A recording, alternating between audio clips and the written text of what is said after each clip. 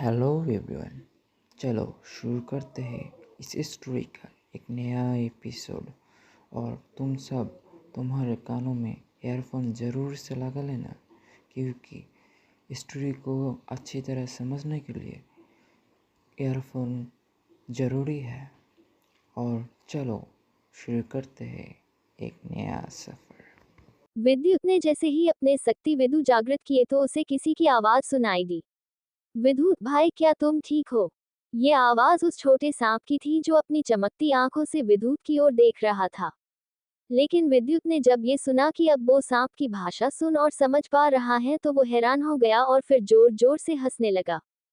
जब उस सांप ने देखा कि विद्युत बस हंस रहा है और उसकी बात का जवाब नहीं दे रहा तो उसने उस पर अपने जहर का हमला कर दिया। लेकिन विद्युत ने देखा एक छोटा कोहरा उसी की ओर आ रहा है तो वो घबरा गया और अपने हाथ हवा में मारने लगा। लेकिन विद्युत हैरान हुआ, उसका जहर का उस पर कोई असर नहीं हुआ तो और भी ज्यादा खुश हुआ। ये देख विद्युत ने अपने एक हाथ से सांप को उठाया और अपने कंधे पर रख लिया और कहा, मैं छोटे भाई शुक्रिया, मैं तुम्हारी आवाज सुन और समझ सकता हूँ और मैंने अपने 40 शक्ति विदु जागृत कर लिए हैं। ये तकनीकी ज्ञान कमाल का है। तुम मेरे सबसे ज्यादा अजीज हो। ये देख विद्युत ने कहा कि चलो अब हमें शीघ्र ही पहाड़ी के ऊपर जाना चाहिए। आचार्य हमारे लिए परेशान हो रहे होंगे। इस पर उस सांप ने कुछ नहीं बोला और हामी में जवाब दिया। लेकिन तभी विद्युत पीछे मुड़ा और उस गुफा के दीवार के छेद को बंद करने के लिए मुड़ा। तो उस छोटे सांप ने बोला, नहीं, मेरी माँ का शरीर भी मुझे यहाँ रखना है, ये मेरे पूर्वजों का समाधि स्थल है, माँ इसी की रक्षा के लिए यहाँ आई थी। ये कहकर विद्युत बोला, हाँ ठीक है, और बोला, तुम उदास मत हो, अपने पिता की खोज के साथ साथ जब मैं शक्तिशाली हो जाऊंगा तो उस फायर ड्रैगन से तुम्हारी माँ का हिसाब भी करूंगा। ये सुनकर वो सांप भी खुश हो गया और इसने बोला, अब इन बोतल को अपने पास रख लो, ये मेरे पूर्वजों का खून है जिससे मैं अपनी शक्तियां बढ़ाऊंगा और फिर उस ड्रैगन से बदला लूंगा। जब विद्युत ने सुना तो उसने सांप के सिर पर हाथ फेरा और कहा, तुम परेशान मत हो, इस काम में तुम्हारा भाई तुम्हारे साथ है।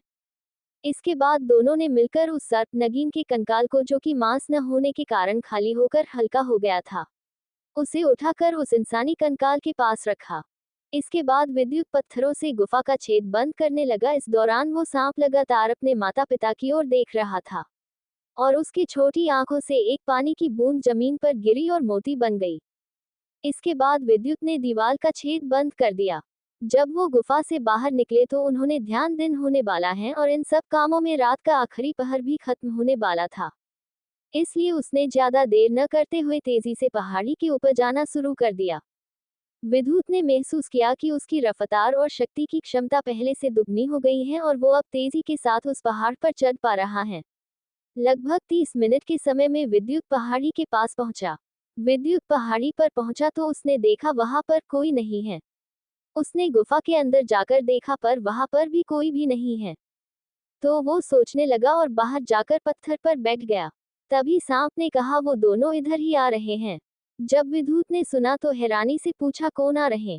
इस पर वो सांप बोला, ध्यान रहे, गुफा का राज किसी को भी पता न चले, तुम्हारे आचार्य को भी नहीं। ये कहकर वो विद्युत की कलाई से लिपटकर उसकी अंगूठी चाटने लगा।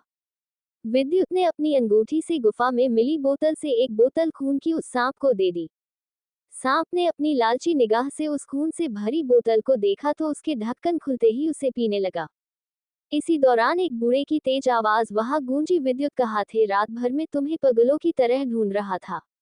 तुम्हें जिम्मेदारी का एहसास है कि भी नहीं? इस पर विद्युत जानता था कि वो रात की कोई बात उन्हें गुफा के बारे में नहीं बता सकता। इसलिए उसने बोला, आचार्य बो, में उसे समझ नहीं आ रहा था कि वो क्या बोले। तभी आचार्य के साथ खड़ा टाइगर भड़का, उसके कदमों से बिजली की तरंगें महसूस हो रही थी और उसने एक जोर की दहाड़ मारी। हालांकि कि आमतौर पर उस चीते की दहाड़ से विद्युत के रोंगटे खड़े हो जाते थे और वो कुछ कदम उसकी शक्ति से पीछे हो जाता था, पर इस बार ऐसा कुछ नहीं हुआ। ये देख टाइगर और भड़क गया और बोला, पिद्दी सा लड़का मुझे अपनी शक्ति दिखा रहा है, मैं तुम्हारे आचार्य से कम ताकतवर नहीं हूँ। इस दौरान आचार्य विद्युत और उस सांप को ही देख रहे थे। उधर सांप ने वो खून की बोतल से आखिरी बूंद भी खत्म कर दी थी। इसके बाद अपने मुंह को चाट रहा था। तभी उस टाइगर ने बोला, टाइगर का खूनी पंजा, और विद्युत की ओर अपने पंजे से हमला किया। असल में ये हमला इतना ताकतवर नहीं था और आचार्य थामा को उसकी शारीरिक रचना में बदलाव होते नजर आ रहे थे। उसके शरीर से ऊर्जा का बहाव तेज हो गया था, जिसका कारण उन्हें समझ नहीं आ रहा था। इसलिए वो सोच रहे थे शायद विद्युत टाइगर के डर से उन्हें सारी बात बता देगा। लेकिन तभी जब आचार्य ने देखा विद्युत कुछ नहीं बोल रहा था, तो आचार्य उस हमले को रोकने ही वाले थे कि तभी वो छोटा सांप अपनी पूंछ की सहायता से उछला और उसने अपनी पूंछ से टाइगर के हमले पर वार किया। दोनों हमले हालांकि ज्यादा ताकतवर नहीं थे और पहले स्तर के थे, इसलिए उन्होंने फिक्र नहीं करी और तभी एक छोटा सा धमाका हुआ जिससे शेर को तो कुछ नहीं हुआ पर वो छोटा सांप लुढ़कता हुआ पीछे गया। तभी आचार्य की आंखें बड़ी हो गई। उन्होंने देखा कि हमला करते वक्त उसका शरीर पर हरे रंग की लाइन हल्की चमकती थी, वो अब बहुत तेज चमक रही थी। ये देख आचार्य ने कहा, बहुत खूब, ये सांप बहुत तेजी से ताकतवर हो रहा है और अब दूसरे स्तर को पार करने वाला है। तभी आचार्य ने मुस्कुराकर पूछा, देखो विद्युत, मैंने तुम्हें यहाँ लाते वक्त तुम्हारी दादी से वादा किया था कि मैं तुम्हें सुरक्षित रखूंगा। इसलिए अगर तुम ऐसे ही चुप रहे तो मैं तुम्हें नहीं सिखा पाऊंगा और तुम्हें अभी तुम्हारी दादी के पास छोड़कर आ जाऊंगा। लेकिन विद्युत आचार्य या उनके साथ उस दिव्य जादुई जानवर से नाराज नहीं था। वो तो सोच रहा था कि उनसे क्या बोले। तभी उसके दिमाग में वो फिनिक्स आया और वो बोला, कल रात जब हम यहाँ से निकले तो पहाड़ी के नीचे झरने पर शिकार के लिए पहुंचे, तो हमें वहाँ एक फिनिक्स जैसा जानवर मिला, पर वो आम फिनिक्स नहीं था और वो हरे रंग की रोशनी से ढका था। जब आचार्य ने सुना तो उनकी आंख बड़ी हो गई और उन्होंने टाइगर की ओर देखा और वो भी हैरान हो गए। तभी आचार्य बोले, फिनिक्स एक रहस्यमयी और दिव्य पक्षी होता है जो अब बहुत कम पाए जाते हैं। तुम्हें वहम हुआ होगा। इस पर विद्युत ने नाराज होते हुए कहा, मैं झूठ नहीं बोल रहा। उसके साथ एक लड़की भी थी जो अपने हरे पंखों से हवा में उड़ रही थी, वो भी हरी रंग की रोशनी से ढकी थी। उन्होंने अपने एक ही हमले में 3 स्तर के मगरमच्छ के 2 टुकड़े कर दिए। वो लड़की अजीब थी, उसके कान जानवरों के थे और उसके पास एक धनुष था जो शक्ति से बना था। तभी आचार्य बोले, आल लड़की, इसका मतलब मैं सही था। थामा, मैंने कहा था ना, मुझे जंगली जानवरों से खबर मिली कि जंगल में एक अनोखा जानवर और एक अनोखी लड़की आए हैं। तभी आचार्य ने कहा, तुमने उसका चेहरा देखा? आचार्य ने पूछा। नहीं, उसका चेहरा मेरी ओर था और उसके बाल गुंगराले थे। तभी आचार्य बोले, क्या उसने तुम्हें वहां देखा? इस पर विद्युत बोला, नहीं, उसने मुझे महसूस किया था और मेरी ओर देखा, पर जब तक मैंने अपनी जगह बदल दी थी। जब विद्युत ने देखा कि आचार्य उसकी बातों पर गौर कर रहे हैं तो मन ही मन खुश हो गया। तभी आचार्य बोले, देखो विद्युत, तुम्हारे पास 3 दिन ही बचे हैं और जिसमें से एक दिन तुम्हें यहाँ से इंद्रपुरी जाने में लग जाएगा। इसलिए मैं तुम्हें ज्यादा कुछ नहीं सिखा पाऊंगा। पर रात के हादसे में तुमने अपनी शक्तियां बहुत अधिक खर्च की हैं, जिससे तुम शक्तियों के पहले स्तर की अंतिम सीमा पर हो। इसलिए आज तुम गुफा के भीतर अपन 2 चक्र जागृत करोगे। अगर तुम इसे रात्रि तक जागृत कर पाए तो मैं तुम्हें एक तकनीक और सिखा दूंगा। फिलहाल तुम मेरे साथ चलो और नन्हे सांप, तुम टाइगर के साथ जाओ, वो तुम्हें रफ्तार और हमला करना सिखाएगा।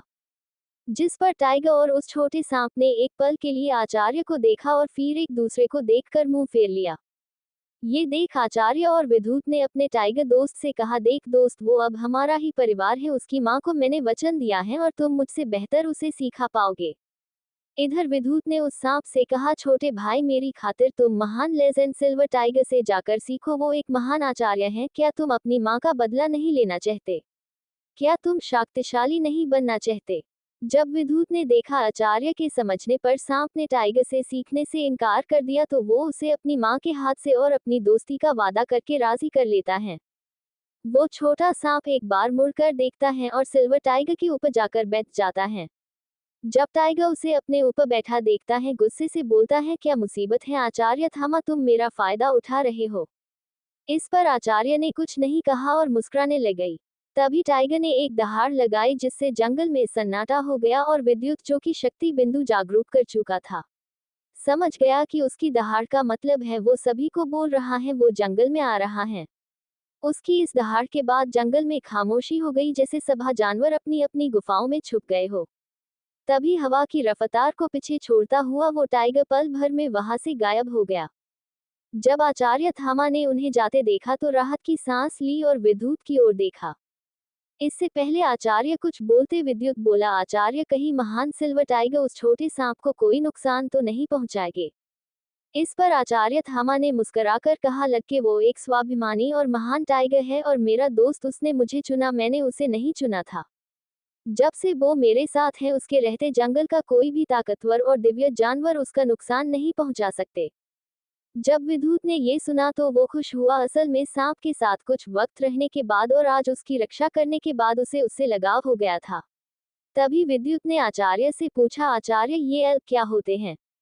इस पर आचार्य ने एक पल सोचा, फिर कहा, एल्ब इंसान की तरह होते हैं जिनके बस कान इंसानों से अलग होते हैं। मुझे आज भी याद है एक बार मैंने एक एल्ब की मदद की थी जब उसके खिलाफ 12 एक मूल तत्वधारी योद्धा खड़े थे, तब उसने मुझसे मदद मांगी थी।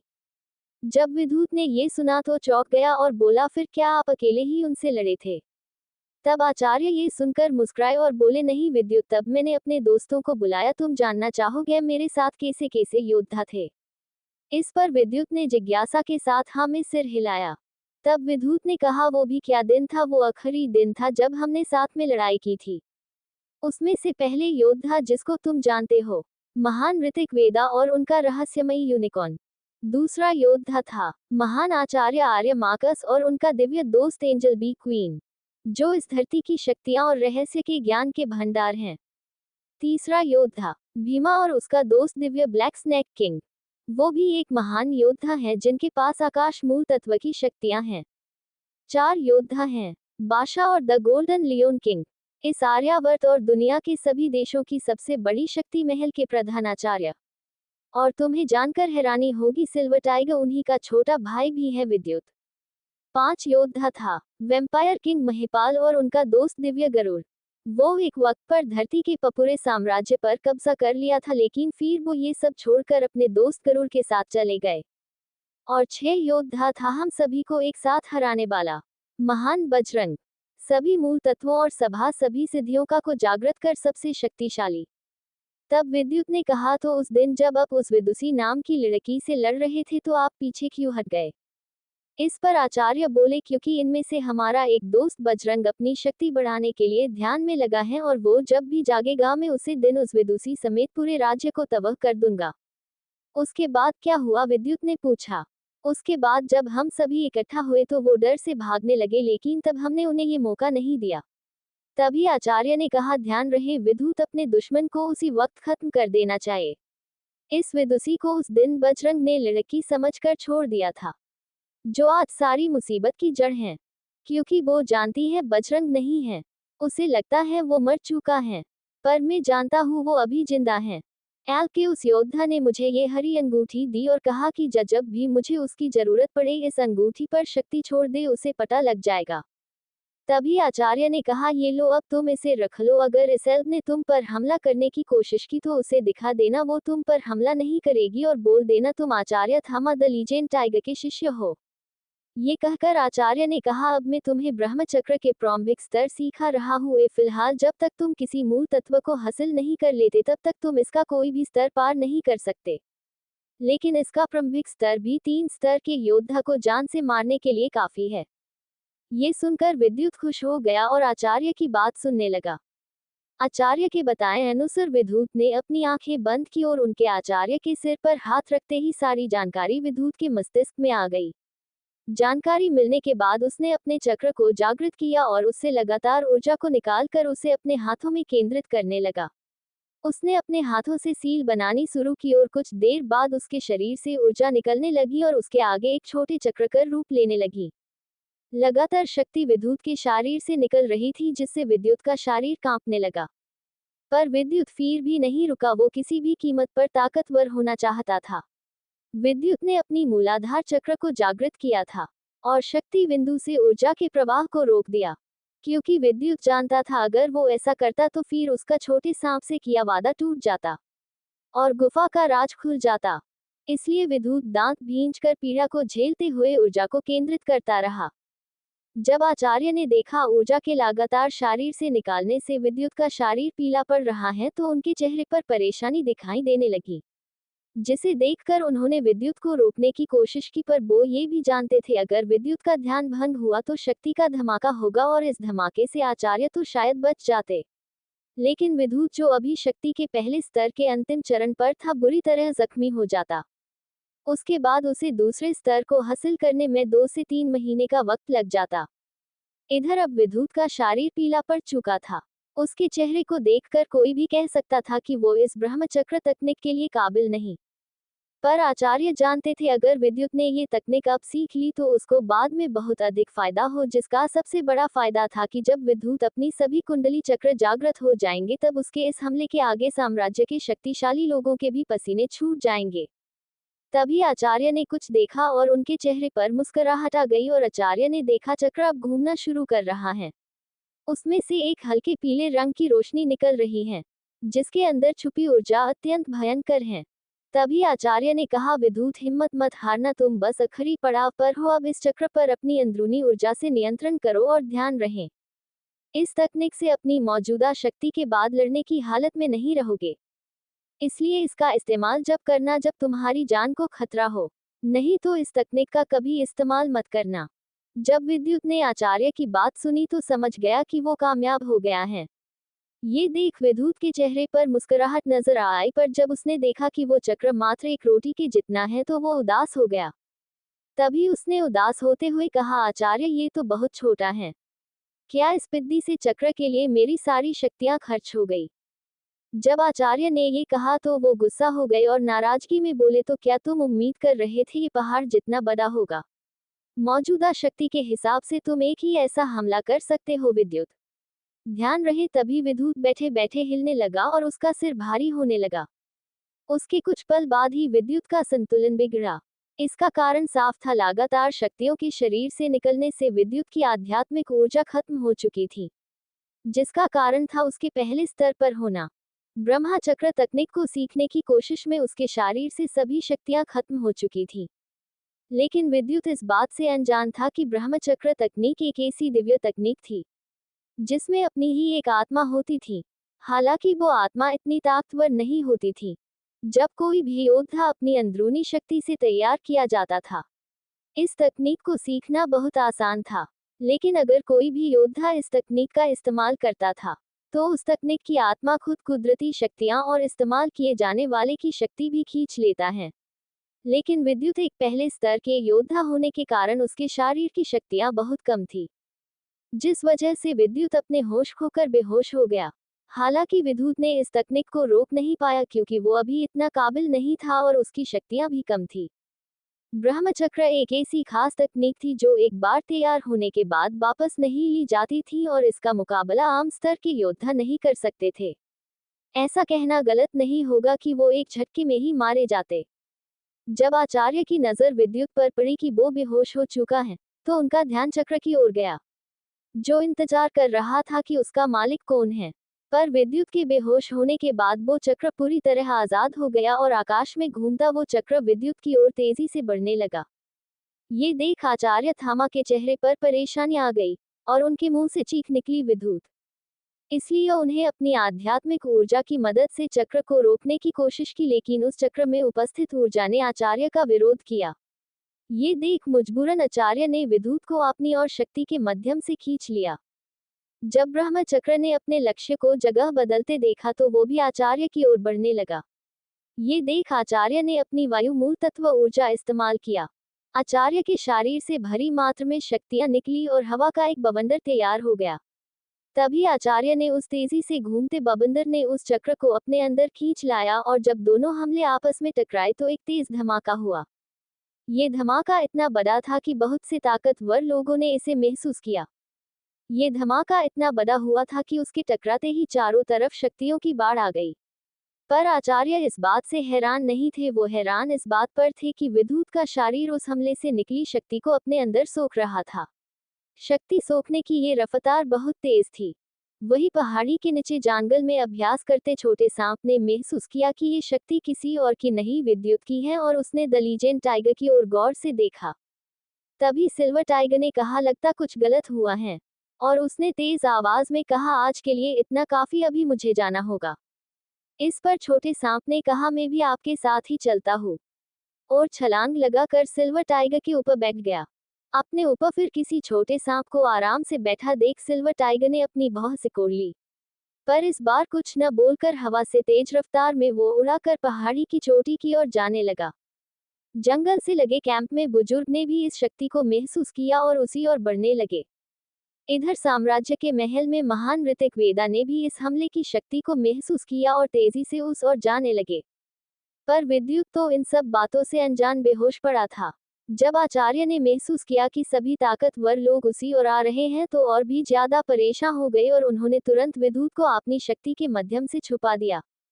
तभी 4 शक्तिशाली योद्धा तेज रफ्तार में काली पहाड़ी के ऊपर आकर रुकी। जब आचार्य ने देखा तो वो समझ गए कि ये उसी हमले की शक्तियां महसूस करके आए थे। जैसे ही वो शक्तियां वहां आकर रुकी उनमें से एक नीले कपड़े वाला योद्धा आगे आया। ये योद्धा और कोई नहीं बल्कि साम्राज्य इंद्रपुरम के रक्षक और लीडर महान ऋतिकवेदा थे। महान ऋतिकवेदा की नजरें किसी को दूध रही थी, उनके शरीर से लगातार शक्तियां निकल रही थी। तभी आचार्य थामा बोले, क्या हुआ ऋतिक, तुम किसे ढूंढ रहे हो? ऐसा कहते वक्त उनके चेहरे पर मुस्कुराहट थी। जब महान ऋतिकवेदा ने सुना तो उन्होंने कहा, थामा वो योद्धा कहाँ है जिसकी शक्तियां हमने महसूस की थी? ऐसा कहते वक्त उनका चेहरे पर परेशानी थी। ये सुन आचार्य थामा ने कहा, कौन सा योद्धा? वो तो मैं ही था। मैं एक हमले का अभ्यास कर रहा था लेकिन मुझसे थोड़ी चूक हो गई और ये धमाका हो गया। ये कहकर आचार्य थामा मुस्कुराने लगे। तभी ऋतिकवेदा के साथ आए लड़की बोली, बुढ़े थामा, तुम मुझे कोई बच्ची समझते हो क्या? देखो, मुझे वो योद्धा चाहिए जिसने इस तकनीक का इस्तेमाल किया है। तुम जानते हो, अगर मैंने ये खबर कालेश्वर तक पहुंचा दी कि इंद्रपुरी साम्राज्य समझौता तोड़कर गद्दारी कर रहा है तो यहाँ कोहराम मच जाएगा। तभी आचार्य थामा की भौं सिकुड़ने लगी और उनके शरीर के सभी चक्र जागृत हो गए, जिससे आकाश में शक्तियां का समुद्र बन गया। ये देख वो सुंदर लड़की जिसका नाम ददूसी था, नाराज होते हुए कहने लगी, तुम मुझे डराने की कोशिश कर हो तो ठीक है, आज मैं तुम्हें बताती हूँ कि शक्तियां क्या होती। और ये कहते ही उसके शरीर के 8 चक्र जागृत हो गए। दुसुसी के शरीर से निकलती शक्तियां की वजह आकाश में उपस्थित शक्तियां में टकराव हुआ, जिससे वहां हवा तेज हो गई और बिजली कड़कने लगी। जिसे देखकर बुजुर्ग द्रोण ने कहा, महान ऋतिकवेदा, रोकिए इन्हें वरना फिर से एक माही युद्ध हो जाएगा जिसमें ना जाने कितने योद्धा मारे जाएंगे। तभी आचार्य थामा ने अपने सभी चक्र जागृत किए जिससे आकाश में सभी स्थिर हो गए। उनके हाथों में एक नीली आभा नजर आ रही थी। तभी एक दिव्य जानवर की हुंकार सुनाई दी। सभी की नजर उस ओर गई। दुदसी और आचार्य थामा की शक्तियां जब आकाश को घेरने में लगी थी तभी आकाश में एक दिव्य जानवर नजर आया। जब 2 महान शक्तिशाली योद्धा आकाश में अपनी शक्ति से दबदबा बना रहे थे तभी एक दिव्य जानवर तेज रफ्तार में बहा आया। सफेद रोशनी से चमकने वाला ये जानवर देखने में एक घोड़े के जैसा था, पर उसके बालों से नीली रोशनी निकल रही थी। देखने पर ऐसा लग रहा था जैसे वो रोशनी नहीं उसके बाल हो। लेकिन सबसे खास बात तो उसके सिर पर चमकते सिंह में थी जो सूरज की रोशनी की तरह चमक रहा था। शाम का समय था और रात होने को थी, लेकिन उस दिव्य यूनिकॉर्न के सफेद पंखों से निकलती रोशनी ने उस पूरे माहौल को चकाचौंध कर दिया। जब ददूसी ने देखा तो वो गुस्से से भर गई और बोली, ऋतिकवेदा, क्या आप दोनों साम्राज्य के बीच हुए समझौते को तोड़ना चाहते हो? जब महान ऋतिकवेदा ने ये सुना तो उन्होंने बड़ी शांति के साथ माहौल को संभलते हुए कहा, ददूसी, तुम बार बार समझौते को बीच में लाकर क्या साबित करना चाहती हो?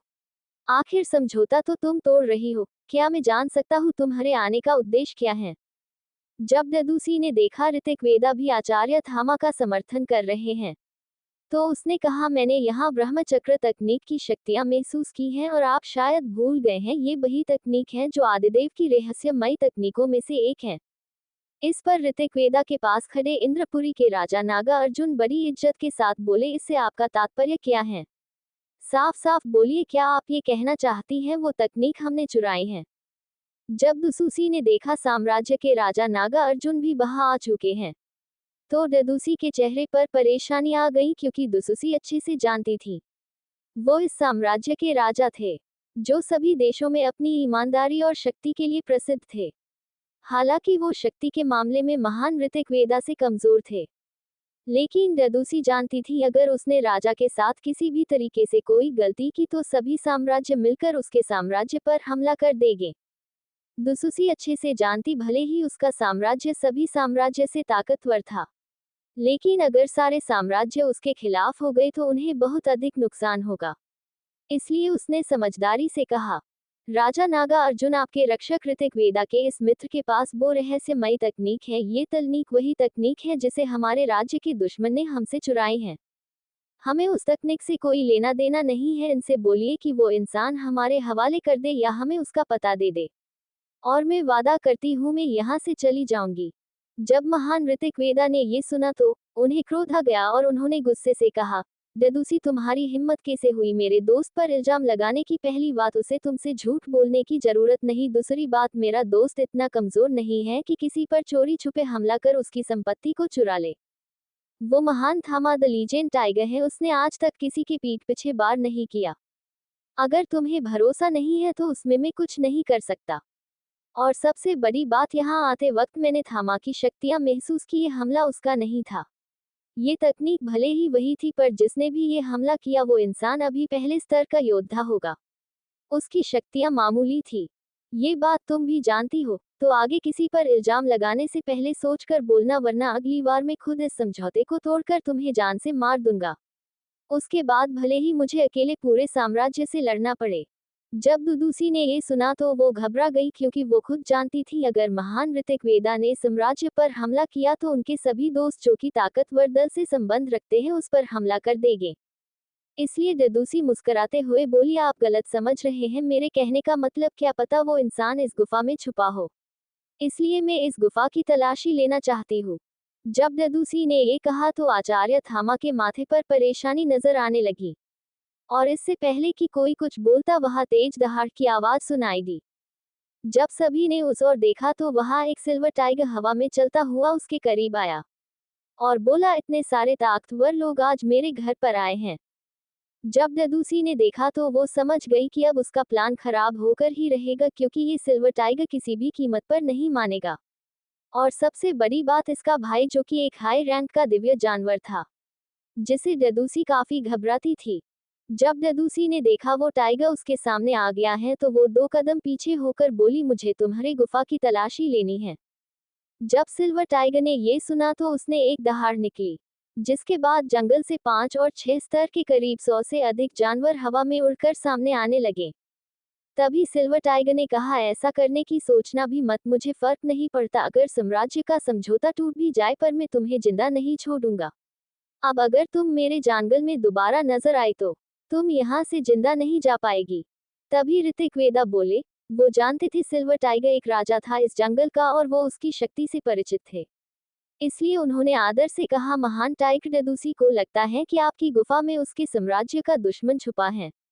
वो इतना बोलते कि उससे पहले ही टाइगर ने रोकते हुए कहा, कैसी मूर्खों वाली बात कर रहे हो? अब सभी अजय स्तर के योद्धा हैं जो अकेले किसी भी साम्राज्य को खत्म कर सकते हैं। क्या आप लोगों को भी आम इंसानी लोगों की तरह तलाशी लेनी पड़ेगी? मैं अपनी अंदरूनी शक्ति से महसूस कर सकता हूँ कि मेरी गुफा में कोई भी नहीं है, और अगर होगा भी तो वो जीवित नहीं बचेगा। मेरी गुफा में मेरी मर्जी के बगैर कोई भी नहीं जा सकता। ये कहने के बाद वो ददूसी के पास आ गया। उसके बड़े बड़े दांत दूसरी के छोटे चेहरे के समाने थे। तभी ददूसी बोली, ठीक है मैं समझ गई, लेकिन अगर मुझे पता चला कि इंद्रपुरी साम्राज्य ने कालेश्वर साम्राज्य के दुश्मन को पनाह दी है तो समझ लेना फिर कोई समझौता नहीं रोक पाएगा इंद्रपुरी साम्राज्य को बर्बाद होने से। ये कहकर वो तेजी से उड़ते हुए चली गई। ये देख ऋतिक वेदा बोले, मित्र थामा, क्या तुम राजघराने के महल आ सकते हो? मुझे जरूरी मुद्दे पर तुमसे बात करनी है। मुझे लगता वो दिन दूर नहीं जब इस साम्राज्य को एक और महायुद्ध का सामना करना पड़ेगा। जब महान ऋतिक वेदा ने थामा से कहा कि वो उनसे राजघराने में कुछ जरूरी मुद्दे पर बात करना चाहते हैं, तो आचार्य थामा सोचने लगे और कुछ समय सोचने के बाद बोले, मैं मुकाबले से एक दिन पहले अब से मिलने जाऊंगा। अभी मुझे कुछ काम है, इसलिए मैं आपके साथ नहीं चल सकता। जब ऋतिक वेदा ने ये सुना तो वो अपने सफेद यूनिकॉर्न पर बैठे और वहां से हवा की तेजी के साथ वहां से चले गए। उनके पीछे बुजुर्ग द्रोण और राजा नागा अर्जुन भी चले गए। जैसे ही वो सभी अजय योद्धा वहां से चले गए, आचार्य की नजर शक्ति के पर्दे में छुपे विद्युत पर पड़ी। अब उसका शरीर भी जितनी शक्ति को सोख सकता था सोख चुका था। एक लंबी नींद के बाद जब उसे होश आया तो वो उठकर बैठ गया। जब उसने देखा कि छोटे सांप सिल्वर टाइगर और आचार्य थामा की नजर उसी पर, तो उसने सोचा शायद उसने कुछ गड़बड़ कर दी है, और उसने हिचकिचाते हुए पूछा कि आचार्य, क्या मुझसे कुछ गड़बड़ हुई है? जब आचार्य ने विद्युत की आवाज को सुना तो उन्होंने मन ही मन एक राहत की सांस ली, फिर गुस्से के साथ बोले, गड़बड़ तो हुई है। तुम्हारे चक्र ने बहुत से लोगों को यहाँ आकर्षित कर लिया था विद्युत। अगर समय रहते सिल्वर टाइगर ने मुद्दे को न संभाला होता तो शायद आज तुम बहुत बड़ी मुसीबत में फंस जाते। जब आचार्य ने ये कहा तो वो हड़बड़ाते हुए बोला, कैसी मुसीबत में, समझा नहीं आचार्य।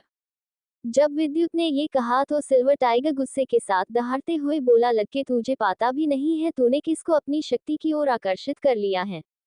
तू जानता है आज जब तू चैन से सो रहा था तब यहाँ कौन कौन आया था।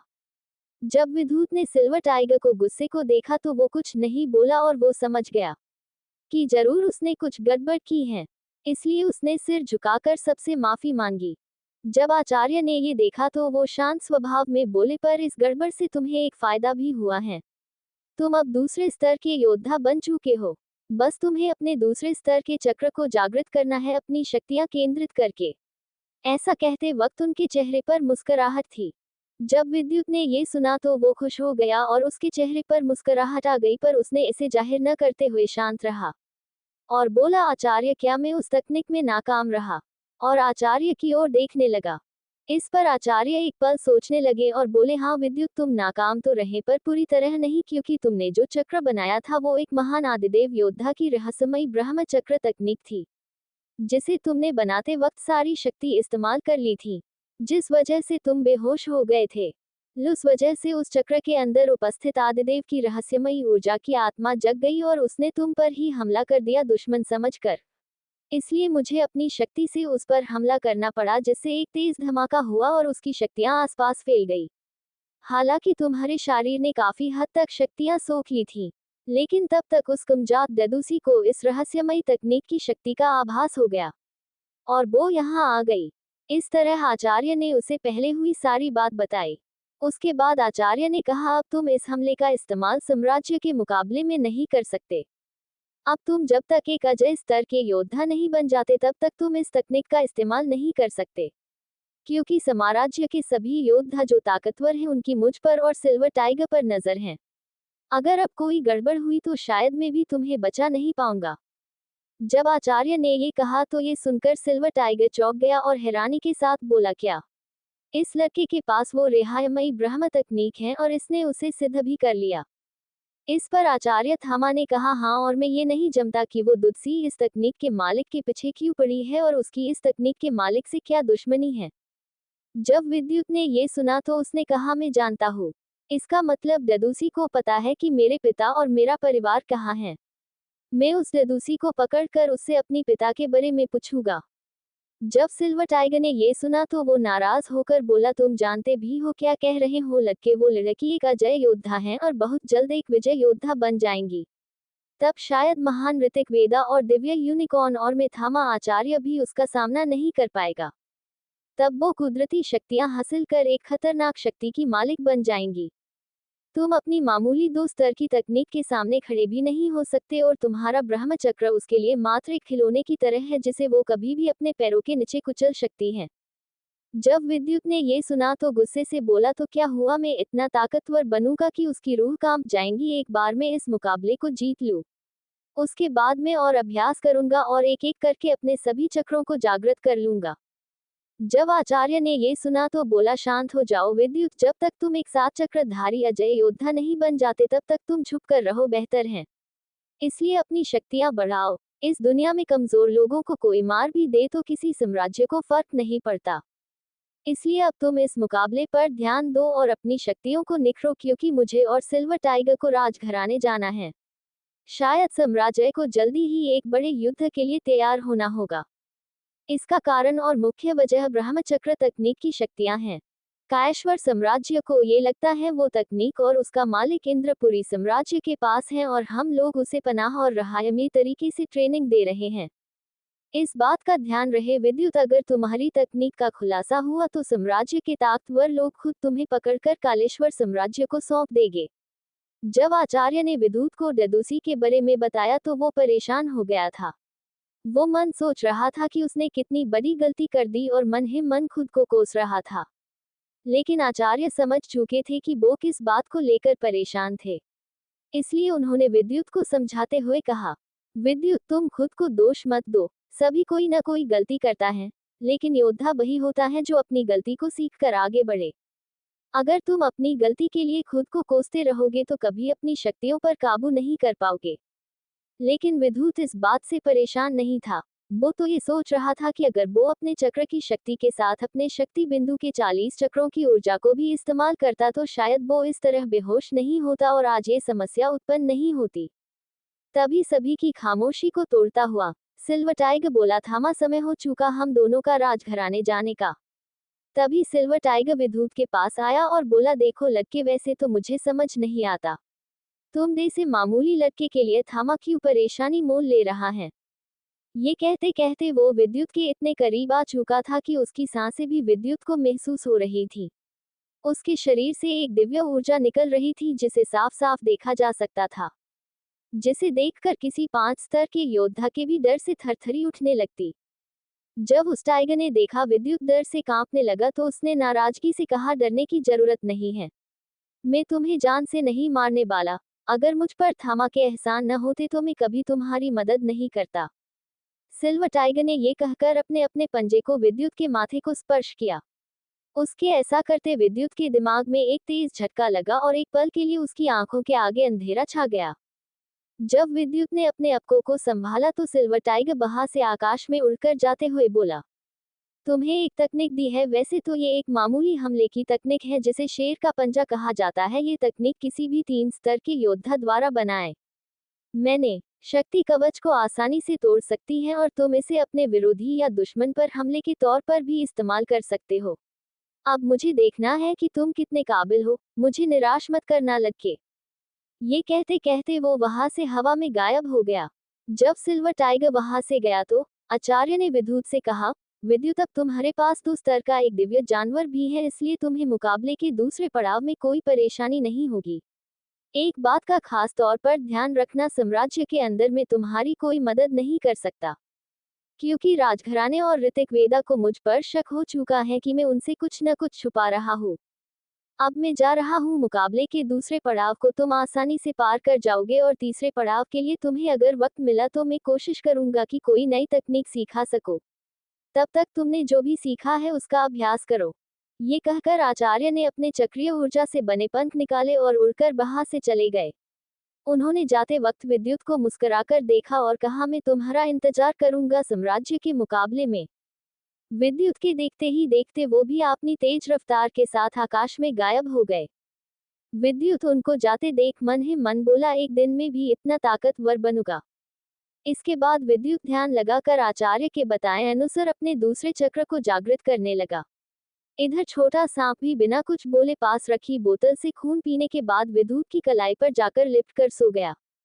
लगातार 2 घंटों के ध्यान करने के बाद उसके शरीर से दिव्य रोशनी निकलने लगी और उसके पूरे शरीर को ढक लिया।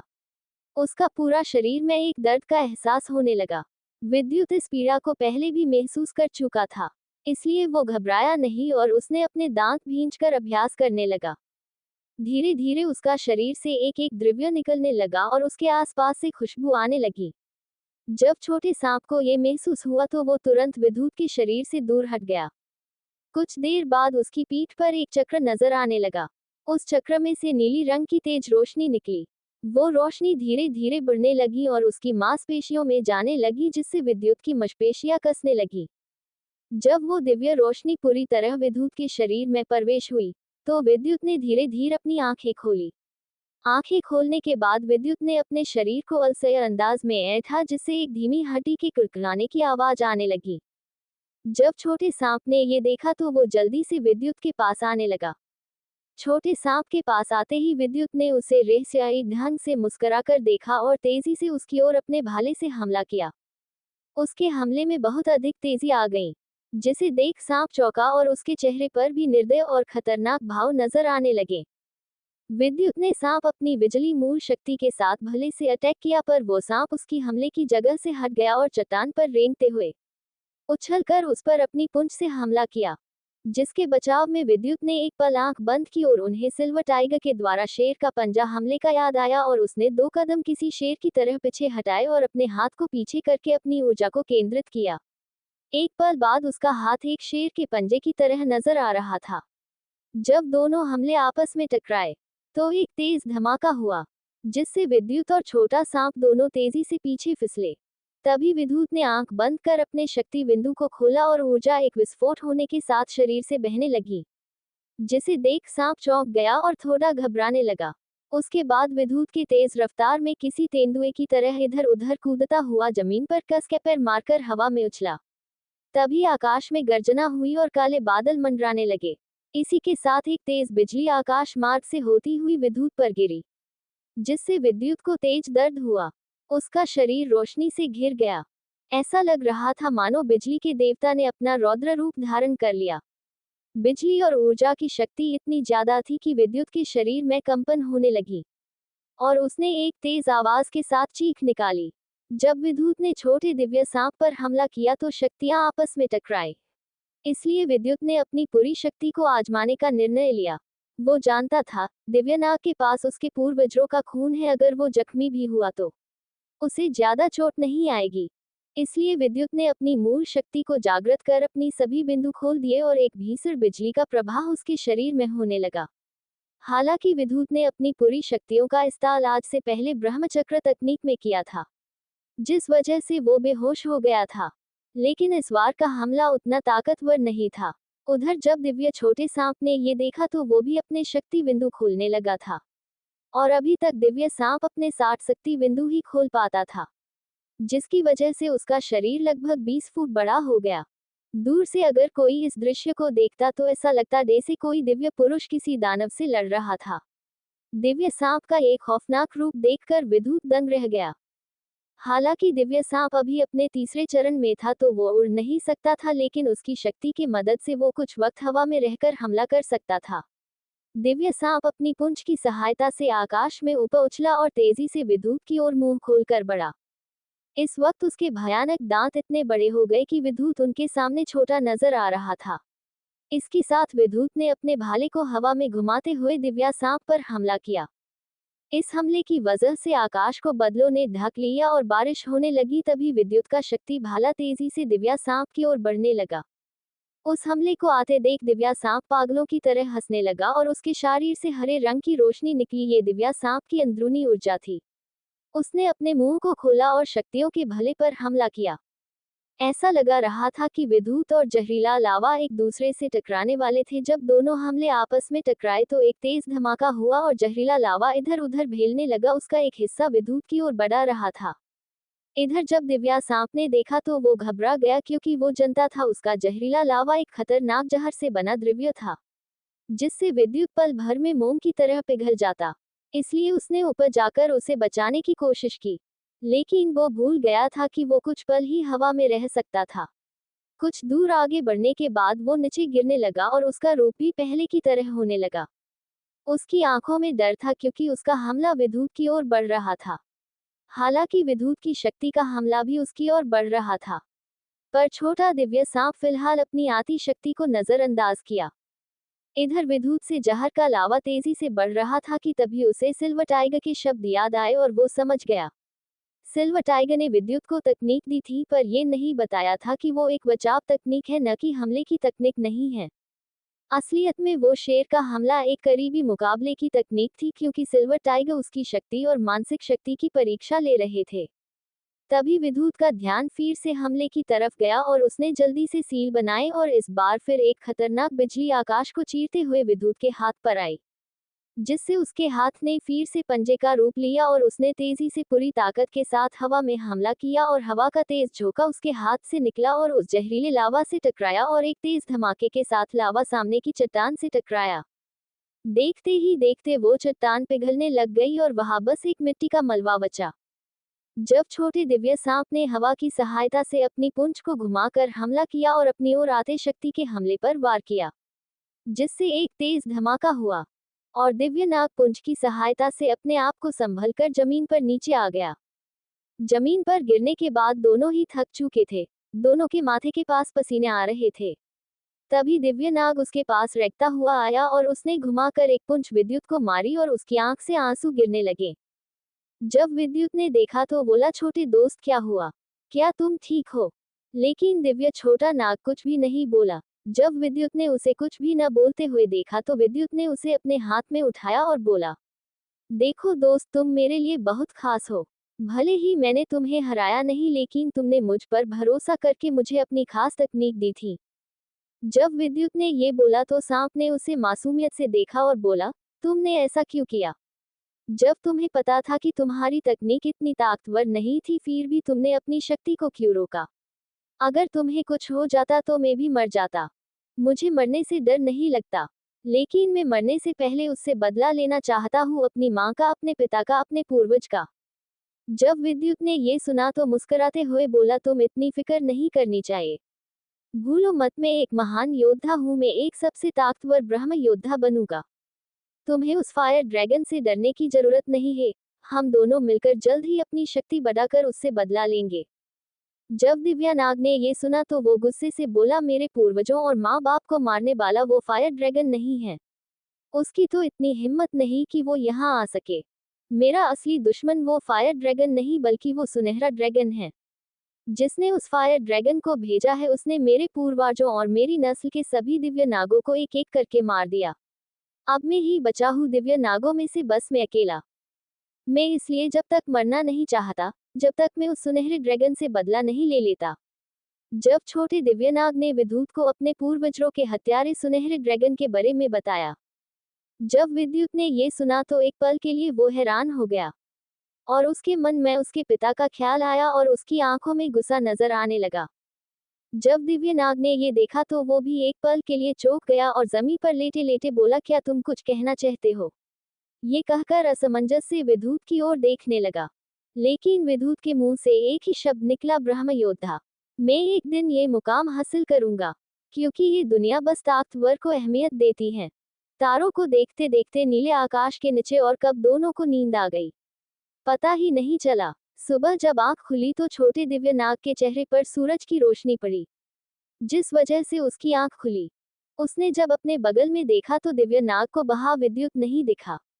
हालांकि वो एक नाग था, लेकिन उसकी समझ किसी इंसान से कम नहीं थी। इसलिए उसने रात के हादसे को ध्यान करके सोचा तो उसने हड़बड़ाते हुए रेन का गुफा के अंदर आसपास देखा, पर विद्युत कहीं नहीं था। लेकिन जब उसने विद्युत की शक्तियों को महसूस करने के लिए आंख बंद करने वाला था कि उसकी नजर सामने पेड़ के नीचे बैठे विद्युत पर पड़ी। छोटे दिव्यानाग ने देखा विद्युत ट्रेनिंग करने में लगा था। जब वो गुफा में जाने वाला था कि विद्युत की ट्रेनिंग पूरी हो चुकी थी। उसके चेहरे पर थकान का नामोनिशान तक नहीं था। जब उसने छोट दिव्यनाग को गुफा में जाते देखा तो उसने उसे शक्ति के माध्यम से आवाज दी। उसके आवाज को सुनते ही वो छोटा दिव्यानाग मुड़कर विद्युत की ओर आने लगा। जब विद्युत ने उसे अपनी ओर आते देखा तो उसने अपने जादुई अंगूठी से एक लाल रंग की बोतल निकाली, जिसमें से खून की महक आ रही थी, और उसमें से एक चौथाई हिस्सा एक प्याले में उड़ेल दिया। इधर छोटे दिव्यानाग ने भी देर न करते हुए उसे पीना शुरू कर दिया। तभी विद्युत बोला ने कहा, आज आखिरी दिन है, कल मुझे साम्राज्य लौटना है। वैसे तो विद्युत पूछना नहीं चाहता था, पर आचार्य ने उससे कहा था कि अगर छोटा दिव्यानाग एक रहस्यमयी और दिव्या जानवर है, अगर वो तुम्हारे साथ साम्राज्य चलेगा, तो शायद उसे मुकाबले का दूसरा राउंड जीतने में परेशानी नहीं होगी। इसलिए विद्युत ने हिचकिचाते हुए कुछ कहने वाला था कि दिव्यानाग बोला, मैं जानता हूँ तुम क्या कहने वाले हो। इस पर विद्युत ने बड़ी हैरानी से पूछा, क्या तुम जानते हो? पर कैसे? जब दिव्यानाग ने ये सुना तो वो बोला, तुम भूल गए शायद, जब मेरी माँ अपनी जिंदगी की आखिरी लड़ाई लड़ी तो उन्होंने तुम्हें वादा दिया था कि मैं तुम्हारे साथ रहूंगा, और वैसे भी हम दोनों एक सील के तहत जुड़े हैं। अगर तुम्हें कुछ हो गया मुकाबले के दौरान तो मैं अपना बदला कैसे लूंगा? इसलिए मैं तुम्हारे साथ आ रहा हूँ, अगर तुम मुझे साथ ले जाना चाहो तो। जब विद्युत ने सुना तो उसके चेहरे पर मुस्कुराहट आ गई और उसने दिव्यानाग को अपने कंधे पर रखा और अपना सामान पैक कर जाने लगा। लेकिन जाने से पहले उसने इस जगह को देखा जहां उसने पिछले 7 दिन गुजरे थे। अब विद्युत एक दूसरे स्तर का योद्धा था और पहले से अधिक ताकतवर था। उसके बाद उसने बोला, शक्ति महल, विद्युत आ रहा है। ये कहकर वो तेजी से पहाड़ से उतरने लगा। उसने महसूस किया दूसरा चक्र जागृत होने के बाद अब उसकी रफ्तार और शक्तियां पहले से दुगनी हो चुकी। हालांकि विद्युत अब भी दूसरे स्तर के 2 चरण में है, लेकिन अगर उसके शक्ति बिंदु की ऊर्जा का इस्तेमाल करे तो वो आसानी से तीसरे स्तर के योद्धा का मुकाबला कर सकता है। विद्युत मात्र आधे घंटे के समय में पहाड़ी से नीचे आ गया था। एक समय वो भी था जब उसे इसी पहाड़ को चढ़ने में 2 से 3 घंटे का समय लग जाता था। विद्युत चेहरे पर मुस्कुराहट के साथ तेजी से जंगल के रास्ते साम्राज्य की ओर बढ़ रहा था कि अचानक उसके कदम रुक गए। विद्युत को रुकता देख दिव्या सांप की भी आंख खुल गई और वो इधर उधर देखने लगा। तभी उसे तलवारों और हथियारों की आवाज सुनाई दी। विद्युत तेजी से उस ओर बढ़ा।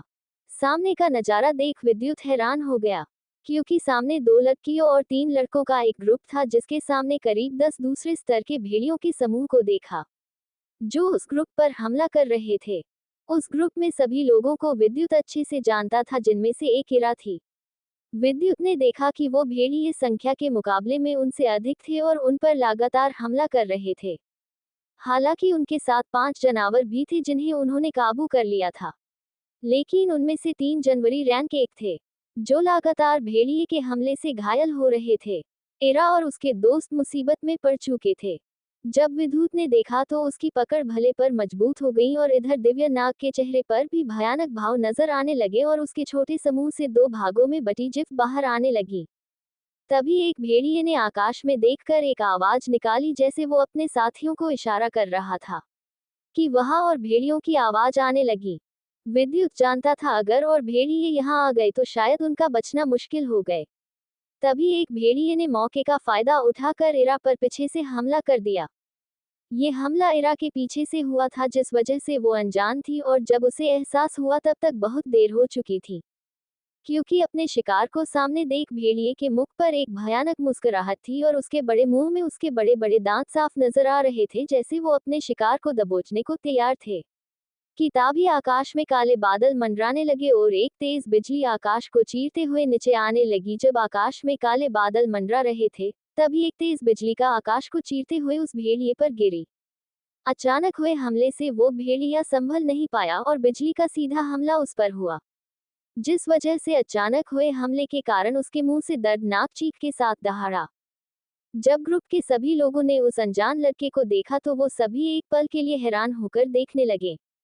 इरा भी उस भेड़िए पर हमला करने वाले उस लड़के को ही देख रही थी, जो लाल रंग का लिबास ओढ़े उसके सामने खड़ा था।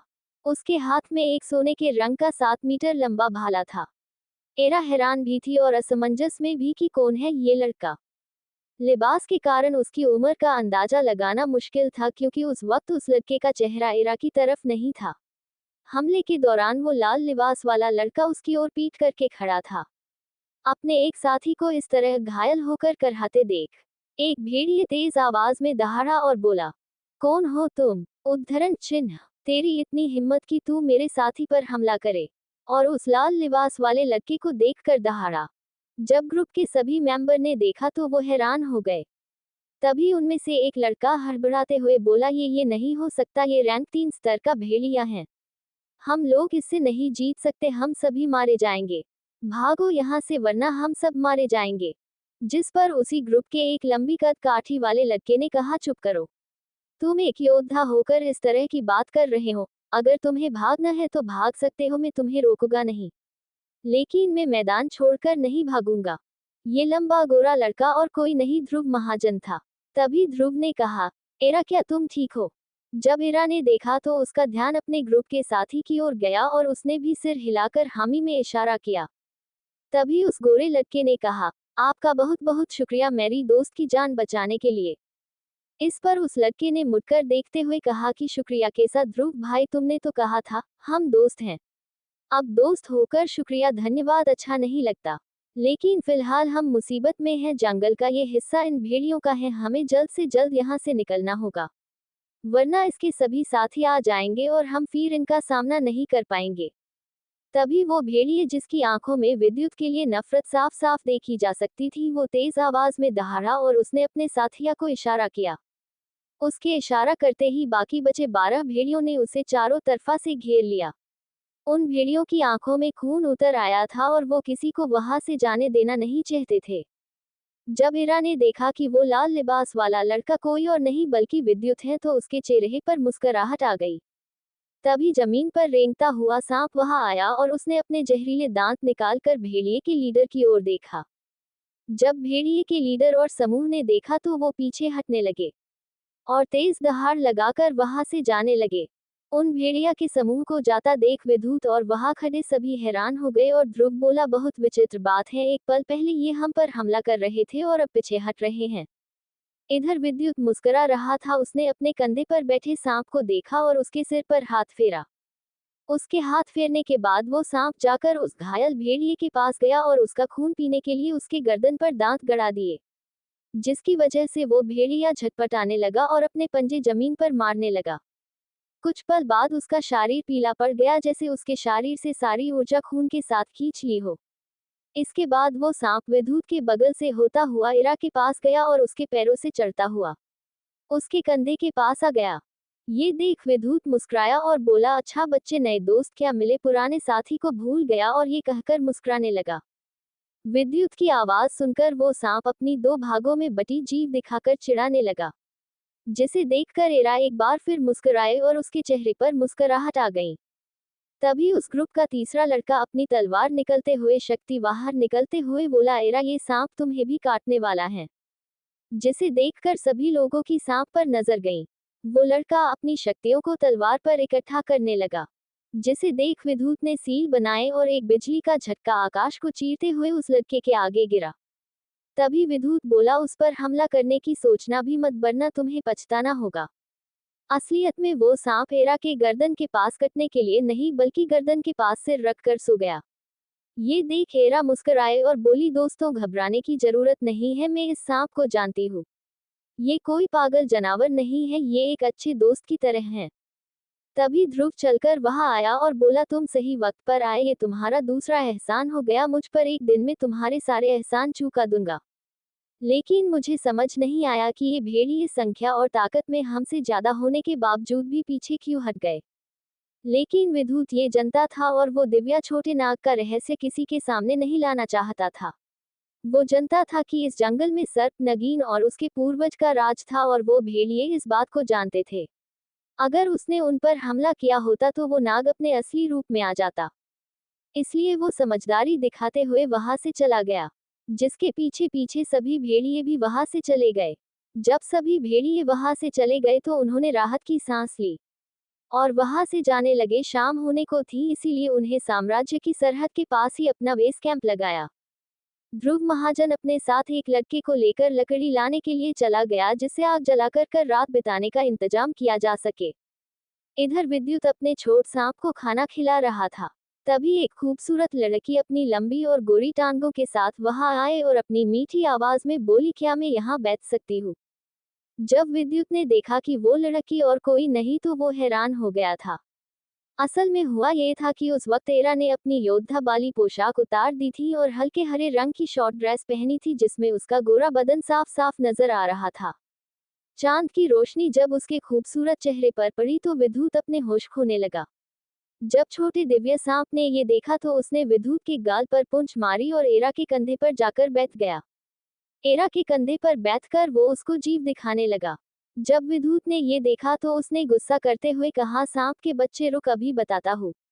लेकिन वो जैसे ही खड़ा हुआ, सांप के द्वारा खाली की खून की बोतल उसके पैर के नीचे आ गई और वो फिसल कर इरा के ऊपर गिर गया। जब इस पास खड़े ग्रुप के मेंबर में दोनों लड़कों बोहान, महेंद्र और लीसा ने देखा तो उनका मुंह खुला रह गया। दोनों लड़कों का खून उबलने लगा, क्योंकि दोनों मन ही मन इरा को बहुत पसंद करते थे, इसलिए उन्हें काफी जलन महसूस हुई। इधर वही हाल लीसा का भी था। हालांकि लीसा विद्युत से बड़ी थी, लेकिन वो उसकी कद काठी और उसके मस्कुलर शरीर के कारण उसे पसंद करने लगी। लेकिन जब उसने देखा कि इरा उठने की कोशिश भी नहीं कर रही तो उसे बहुत जलन महसूस हो रही थी। ये नजारा देख बस दो जने थे जो उस माहौल में भी हंस रहे थे, वो थे दिव्य नाग और ध्रुव महाजन। जब विद्युत ने देखा कि सभी लोग उन्हें घूर रहे तो उसने इरा की उठने में मदद की। उसके बाद विद्युत ने इरा से कहा, मुझे माफ कर दो, वो मेरा पैर फिसल गया था, मैं जानबूझकर नहीं गिरा था। लेकिन इरा कुछ नहीं बोल रही थी, शर्म से उसके गाल लाल हो गए थे। जब विद्युत ने देखा कि सभी अब भी उसे घूर रहे हैं तो वो वहां से उठकर जाने लगा और पास के झील के किनारे बैठ गया। तभी एक लड़की वहां आए और उसकी कदमों की आहट देखकर विद्युत ने सोचा ये इरा होगी, इसलिए उसने बिना मुड़े ही कहा, इरा, इसमें मेरी गलती नहीं है, वो तो मेरा पैर स्लिप हो गया था। मुझे उम्मीद है तुम मुझे गलत नहीं समझोगी।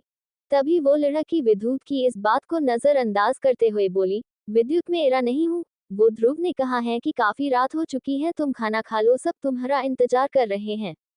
हमें जल्दी सुबह शक्ति महल पहुंचना है। जब विद्युत ने देखा कि अनजाने में वो एरा की जगह लीसा से माफी मांग रहा तो उसे अपने आप पर तरस आने लगा और बिना कुछ बोले कैंप की ओर जाने लगा। जब लीसा ने ये देखा तो उसकी भौं सिकुड़ गई। उसे यकीन नहीं हुआ कि विद्युत ने उसे एक बार भी मुड़ के नहीं देखा। हालांकि वो जानती थी कि एरा बहुत खूबसूरत है, लेकिन वो भी उससे कम खूबसूरत नहीं थी और उसे साम्राज्य में उसके सैकड़ों दीवाने थे। पर उसने विद्युत की इस हरकत को नजरअंदाज कर जल्दी जल्दी कदम बढ़ाकर उसके साथ चलने की कोशिश करने लगी। लीसा बहुत कोशिश कर रही थी कि वो विद्युत का ध्यान अपनी ओर खींच सके, पर विद्युत तो ऐसे दिखावा कर रहा था जैसे लीसा वहां है ही नहीं। जब लीसा ने विद्युत को खुद को इस तरह नजरअंदाज करते देखा तो उसे गुस्सा आ गया और उसने अपने पांव जमीन पर पटकते हुए कहा, समझता क्या है खुद को, पता ऐसे जता रहा कि जैसे कितना बड़ा योद्धा है। लेकिन ये कितना भी कोशिश कर ले दूर जाने की, मैं भी इसे हासिल करके रहूंगी। लीसा ने ये इतनी धीमी आवाज में बोला था कि ये बात विद्युत को क्या किसी को न सुनाई दे। लेकिन तभी विद्युत मुड़ा और बोला, लीसा क्या तुमने मुझसे कुछ कहा? ऐसा कहते वक्त उसके चेहरे पर एक शांति थी। जब लीसा ने देखा तो घबरा गई, क्योंकि विद्युत के अचानक मुड़ने से एक पल के लिए उसे लगा कि उसने सब कुछ सुन लिया। लेकिन ऐसा नहीं था। ये जानकर उसने एक राहत भरी सांस ली और मुस्कुराकर विद्युत को देखने लगी और सिर को नमे हिलाकर जवाब दिया। जब विद्युत ने ये देखा तो वो आगे की ओर बढ़ने लगा। कुछ देर बाद सबने पेट भर कर खाना खाया। उसके बाद कुछ देर बातें की, तभी ध्रुव ने कहा, दोस्त तुम कभी मेरे साम्राज्य आओ तो मुझसे जरूर मिलना, मेरे दल का नाम धरामूल शक्ति दल है। और मुस्कुराकर विद्युत के जवाब का इंतजार करने लगा। जब विद्युत ने ये देखा तो उसने मुस्कुराकर कहा, हाँ जरूर, मैं जब भी गोडांग साम्राज्य आओगा तो तुमसे जरूर मिलूंगा ध्रुव भाई। और मुस्कुराकर देखने लगा। कुछ दिनों से लगातार रात को ध्यान अभ्यास करने की वजह से विद्युत को नींद नहीं आ रही और बार बार वो पल जब एरा उसकी बाहों में भूमि पर पड़ी हुई थी, ये ख्याल आ रहा था। पर विद्युत इन सब ख्यालों को निकालकर अग्नि शक्ति ग्रंथ पढ़ने लगा। अग्नि मूल तत्व सबसे भयानक शक्ति, अगर कोई इस मूल तत्व को काबू कर ले तो वो इस शक्ति से किसी भी हमले को 10 गुना ताकतवर बना सकता है। आमतौर पर इस तकनीक को इंसानों ने खोजा था। उनका मानना था कि कोई भी इंसान अपने 7 चक्र जागृत करने के बाद ही अग्नि मूल तत्व पर काबू पा सकता है।